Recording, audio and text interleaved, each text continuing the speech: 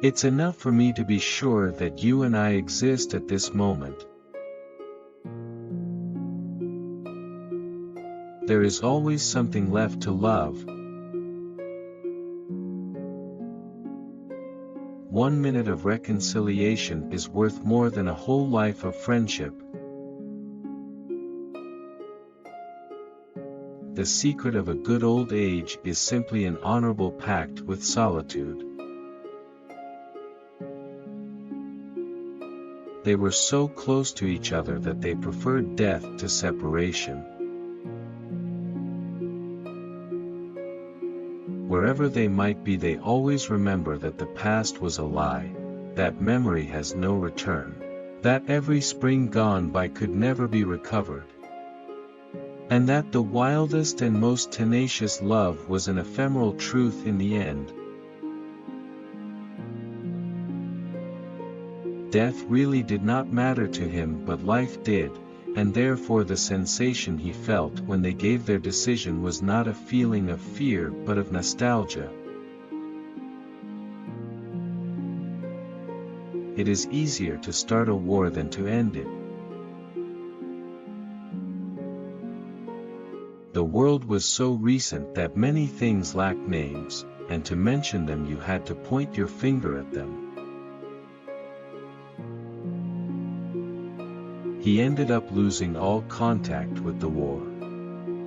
What was once a real activity, an irresistible passion of his youth, became for him a remote reference, a void. He asked what city that was, and they answered him with a name that he had never heard, which had no meaning, but which had a supernatural resonance in the dream, Macondo.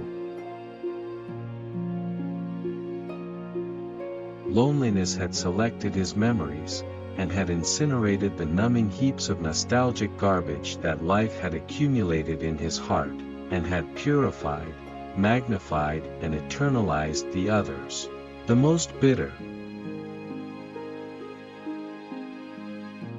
He felt forgotten, not with the remediable forgetting of the heart, but with another more cruel and irrevocable forgetting that he knew very well, because it was the forgetting of death.